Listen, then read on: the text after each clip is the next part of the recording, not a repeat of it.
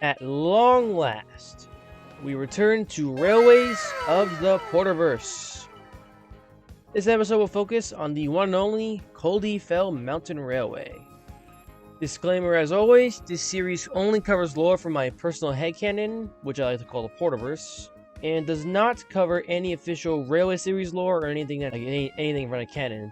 So if anything you see is different from the Railway series or any other canon, it's intentional, and it has no bearing on the actual Railway series lore. So if you agree with the lore video, it's perfectly fine. If you disagree, totally fine as well. It's all a bit of fun anyway. Now then, since we got that out of the way, let's finally dive into the history of the Culdee Fell Mountain Railway.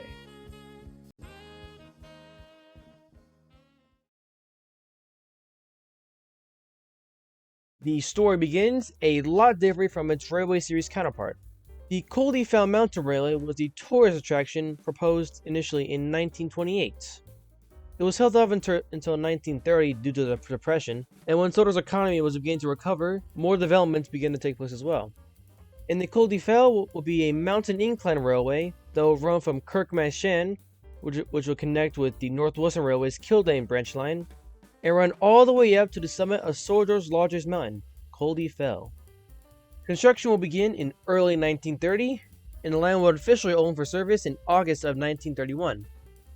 A handful of engines were built by the Snowdon Mountain Railway in Wales based on their existing engine designs. 4 engines were initially ordered. These were Godred, Ernest, Wilfred, and Culdee respectively. All were named after various figures in Southern history, and they were all painted into a purple livery with orange lining. Things would sadly go wrong after the first few months opening. This is when Godred, the railway's number 1, tumbled down the mountain and almost killed him. He was severely damaged and was sent to the builders in Switzerland for a complete overhaul, and he will return in 1939 after an extensive overhaul that finally put him back into operating use. In 1940, just a year into World War II, the railway's engines were painted to wartime black like all the other engines across the UK. This livery would last until 1946. The Culdee Fell Mountain Railway will also be one of the few railways that were not absorbed into British Railways and remained in its independent company. In 1950, a severe rockslide occurred that damaged the line. The railway was forced to close for about 2 months where repairs took place. 1954 saw Culdee leave for an overhaul. The overhaul was conducted in Wales and took some time, so Culdee is absent from the railway for about the next 9 years or so. During Culdee's overhaul, the railway undertook a massive expansion project that saw the line become a 2-track line, as well as a fence border being placed along the entirety of the line. This would be completed by around 1956. The railway's 5th engine, number 5, Shane, would also arrive to fill in and later stay upon Culdee's return. Fast forward a bit to 1962, when 3 new engines arrived. These were numbers 6 through 8, and they were known as Patrick, Alaric, and Erica respectively. Each of them were built with a new superheat design. In 1963, Culdee finally returned from overhaul. It was now one of the stronger engines on the railway. In 1990, Wilfred was sent off for an extensive rebuild, and he returned as the largest engine of the railway's fleet. He was now a 062 tank engine painted to a bright yellow livery.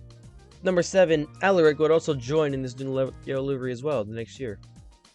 This is basically where the timeline of major events ends for the railway.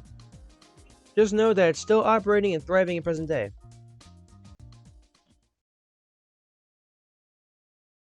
So yeah, that is the Culdee Fell Mountain Railway as it is in the Porterverse. The next video will unfortunately be a marathon video, as I have some IRL affairs that I have to attend to for pretty much the whole week. Do apologize in advance for that.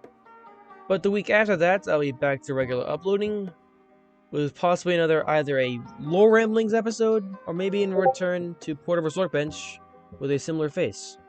Thank you all for understanding, and thank you all very much for watching this episode of Porterverse Workbench, and I shall see you all in the next one.